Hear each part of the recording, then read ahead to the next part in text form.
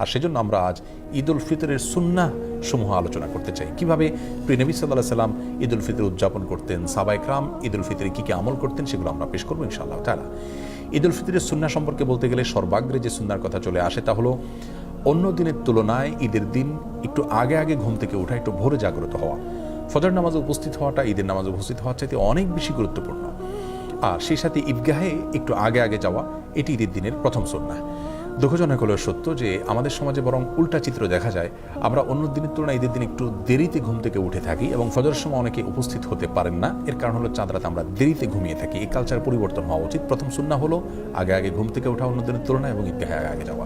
ঈদ উল ফিতরের দ্বিতীয় সুন্নাহ হলো খেজুর খেয়ে তারপরে মসজিদে আসা, অথবা মিষ্টি জাতীয় কিছু খেয়ে মসজিদে আসা যদি খেজুর না থাকে। তৃতীয় সুন্নাহ হলো গোসল করা, সেই সাথে সুগন্ধি ব্যবহার করা এবং মেসওয়াক করা। 4 নম্বর সুন্নাহ হলো যার যা পোশাক আশাক আছে তার মধ্যে থেকে উত্তম পোশাকটি পরিধান করা। নতুন পোশাক আবশ্যক নয়, সুন্নাহ নয়, তবে যা আছে তার মধ্যে থেকে উত্তম এবং তুলনামূলক ভালো পোশাকটি পরা ঈদের দিন, এটা হলো সুন্নাহ। 5 নম্বর সুন্নাহ হলো ঈদগাহে যাওয়ার সময় পায়ে হেঁটে যাওয়া, কোনো বাহন ব্যবহার না করা। যারা বৃদ্ধ বা অসুস্থ তাদের কথা ভিন্ন, সুস্থ স্বাভাবিক মানুষের জন্য বাহন ব্যবহার না করে পায়ে হেঁটে যাওয়াটাও সুন্নাহ। এতে ঈদের সৌন্দর্য বিকশিত হয় এবং প্রকাশিত হয়। 6 নম্বর সুন্নাহ হলো ঈদগাহে যাওয়ার সময় তাকবীর বলতে বলতে যাওয়া। আল্লাহু আকবার, আল্লাহু আকবার, লা ইলাহা ইল্লাল্লাহ, আল্লাহু আকবার, আল্লাহু আকবার, ওয়ালিল্লাহিল হামদ। এই তাকবীর পাঠ করতে করতে ঈদগাহে আসা সুন্নাত। গল্পগুজব করতে করতে আসা উচিত না।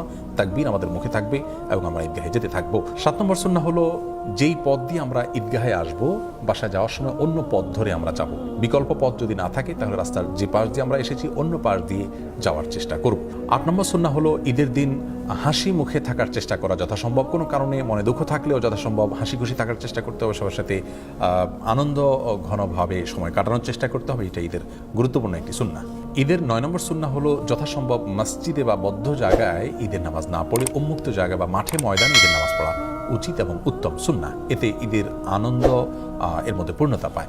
তবে কোনোভাবেই কোনো রাস্তাঘাট পথ ইত্যাদি বন্ধ করে মানুষের দুর্ভোগ হয় এরকম পরিস্থিতি সৃষ্টি করে দখল করে সেরকম জায়গায় ঈদের নামাজ পড়া উচিত নয়।